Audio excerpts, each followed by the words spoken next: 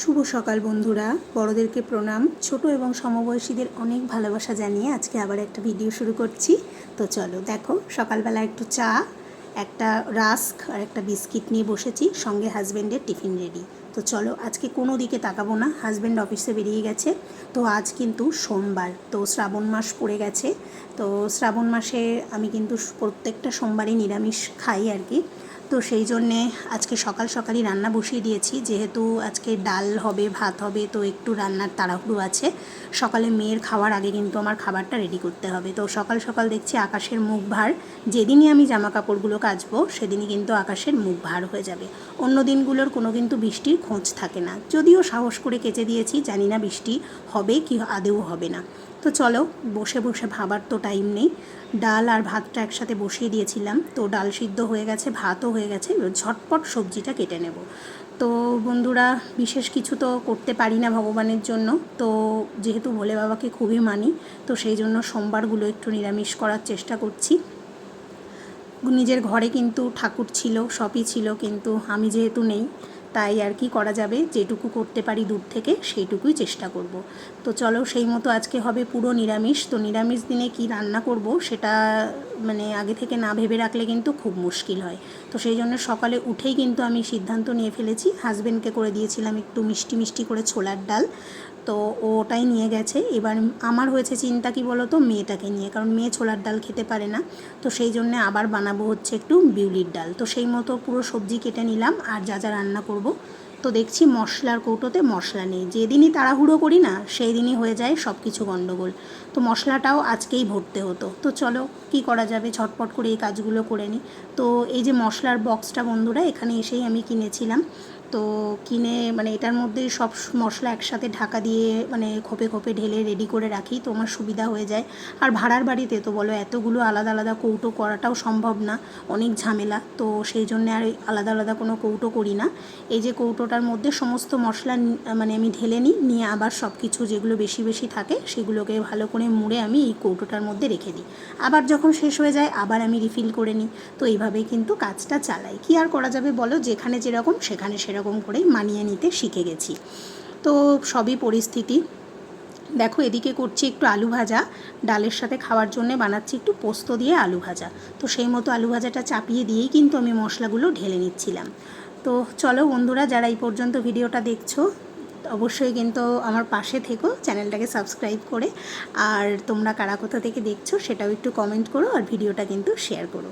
তো চলো দেখো, আলু ভাজাটা বারবার করে ঢাকা চাপা দিয়ে দিয়ে বানাচ্ছিলাম। আর আমি কিন্তু রান্না করার সময় কখনোই এক জায়গায় দাঁড়িয়ে রান্না করি না, গ্যাসটাকে সিম করে দিয়ে কিন্তু এদিকে ওদিকে দৌড়াতে হয়। কারণ কি করব বলো, সব কিছু তো একা হাতে সামলাতে হয়, তো সেই মতোই কাজ করি।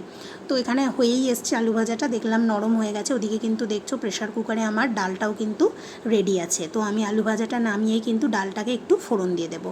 তো এখানে একটু বেশি করে পোস্ত দিয়ে দিলাম। তো পোস্ত আলু ভাজাটা ডালের সাথে ভালোই লাগে। তো সকালবেলা যেহেতু মেয়েও খাবে, আমিও খাবো, তো ভাবলাম এটাই ঝটপট আমার হয়ে যাবে। আর এই সকালবেলা যেহেতু এমন একটা তরকারি রান্না করেছি যেটা মেয়ে খেতে পারবে না, তো সেই জন্য আরও বেশি তাড়াহুড়ো লেগে গেছে। সেই জন্য আজকে একদম আমি ঘরের কাজের দিকে যাইনি। তো বিছানাটা মোটামুটি একটু গুছিয়ে রেখেই আমি চলে এসেছিলাম বাইরে। তো চলো দেখো, ঠিক আলু ভাজাটাকে নামিয়ে নিয়েই কিন্তু আমি ডালটাকে ফোড়নে দেবো বলে রেডি করে নিয়েছি।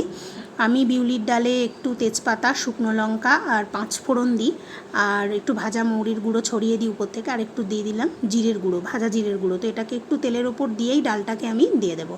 তো ভালো কিন্তু একটা ফ্লেভার আসে। আর একটু আদা গ্রেট করেও দিয়ে থাকি, তো আজকে আর দিলাম না, রেডি করা ছিল না বলে। তো চলো ডালটাকে রেডি করে নিই। তো নিরামিষ দিনে বন্ধুরা, নিরামিষ খাবার অনেক রকমই আছে, কিন্তু আমার শ্রাবণ মাসটা দুদিন পরপর নিরামিষ হবে, কারণ হচ্ছে সোমবার আর মঙ্গলবারটা তো আমি এমনিই নিরামিষ করি। তো সেই জন্যে পরপর দুদিন, তো একদিনে সব রকম খেলে হবে না, পরের দিনের জন্য আবার কিছু বাঁচিয়ে রাখতে হবে। তো চলো, ডাল আর আলু ভাজা হয়ে গেছে, মেয়েকে ঝটপট খেতে দিয়ে দিই। এখনও কিন্তু একটা তরকারি আমার বাকি আছে। তো ওই যে আমি অল্প একটু ভাত নিয়েছি, কারণ সকালে রুটি করেছি, 2টো রুটি বেশি থাকবে, তো ওর থেকে একটা রুটি আমি সকালে খেয়ে নেবো, আর বাকি মেয়ের জন্য টিফিনে থাকবে। তো চলো, মেয়ের আর আমার খাবারটা রেডি করে নিয়েছি, এবার খেতে বসে যাই। তো দেখো খাওয়া শেষ করেই কিন্তু আমি একটু দেরি করিনি, সঙ্গে সঙ্গে কিচেনে চলে এসেছি। এসে কিন্তু ওই দেখো আজকে বানাচ্ছি কুমড়ো পটল আলু দিয়ে একটা দারুণ নিরামিষ তরকারি, যেটা কিন্তু আমার এই তরকারিটা খেলেই একদম অষ্টম প্রহরের কথা মনে পড়ে। তো সেই জন্যে আজকে ভাবলাম যে নিরামিষ দিনে এর থেকে ভালো কম্বিনেশন আর হয় না, যেহেতু সব কিছুই বাড়িতে ছিল। তো চলো ঝটপট করে এই তরকারিটাই আজকে বানিয়ে নিই। তো আবার মেয়েকে স্কুলে দিতে যেতে হবে। আজকে সকাল সকালই কাছাকাছির কাজটা সেরে নিয়েছিলাম। তো দেখছি না বৃষ্টি কিন্তু আসেনি, মেঘটা উড়ে গেছে এবং হালকা হালকা রৌদ্রও বেরিয়ে গেছে। তো জামা কাপড়গুলো শুকিয়ে যাবে। বেশ অনেকগুলো জামা কাপড়ই আজকে কিন্তু কেচেছিলাম। যেহেতু সীমিত জায়গা, এখানে তো খোলা ছাদ নেই, তো ব্যালকনিতে যেইটুকু জায়গা আছে সেইটুকুতেই মেলবো। মানে ছাদ নেই বলা ভুল, ছাদের উপরে কেউ মেলে না। আর প্রচণ্ড হনুমান, কোথা থেকে কোথায় জামা কাপড় নিয়ে চলে যাবে তার ঠিক নেই, তো সেই ভয়ে কিন্তু আমি মেলি না। তো চলো এখানে সবজিটা চাপিয়ে দিয়েছি। সবজিটা চাপিয়ে দিয়ে ভাবছিলাম যে ঘরের দিকে চলে যাই, ঘরটাকে ঝাড়ু দিয়ে পরিষ্কার করে রেখে আসি। তো এই যে তরকারিটাতে মোটামুটি সমস্ত মশলা দিয়ে আমি ঢাকা দিয়ে কিন্তু এবার ঘরের দিকে চলে যাব। তো কী আর করা যাবে বন্ধুরা, তোমরা কারা মোটামুটি এরকম মানে ঝটপট আমার মতো কাজ সারো সকাল সকাল?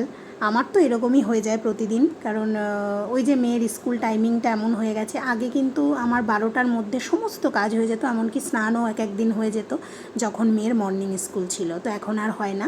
তো দেখো বন্ধুরা, তরকারিটার ফাইনাল লুকটা কিন্তু এই যে এসছে, একদম শুকনো শুকনো করে ফেলেছি, কোনো এক্সট্রা জল দিইনি, খুব সিম আঁচ করে রান্না করেছি। এই যে মেয়ের আজকে টিফিন ওই কুমড়োর তরকারিটাই দিয়েছি, আর রুটি, আর ওর সঙ্গে দিয়েছি একটু শশা। তো মেয়ে কুমড়োর তরকারির সঙ্গে শশা খেতে খুব ভালোবাসে। তো চলো দেখো ঝটপট আবার কিন্তু রেডিও হয়ে নেবো। এই দেখো কুমড়োর তরকারিটা। তো চলো আজকে তো এই 3 রকমই রান্না করেছিলাম, তো ডাল ভাজা আর তরকারি। তো এই দেখো আমিও রেডি, মেয়েও রেডি, এবার ঝটপট মেয়েকে স্কুলে দিয়ে আসবো। তো বন্ধুরা দেখো, আজকে তো বললাম সোমবার, তো হাজব্যান্ড আজকে একটু তাড়াতাড়ি চলে এসছে, যেহেতু রবিবার ফুটবল ম্যাচ ছিল। সারা রাত্রে বসে বসে 3টে পর্যন্ত ফুটবল ম্যাচ দেখেছে। দেখার পর ঘুমিয়ে থাকতে পারছে না, অফিস থেকে তাড়াতাড়ি ফিরে এসছে। এসে বললো একটু চা বানাও, তো তাই একটু ঝটপট পাতা চা বানিয়ে নিলাম। তো ওই পর্যন্তই রাখছি বন্ধুরা, সকলে ভালো থেকো, পাশে থেকো।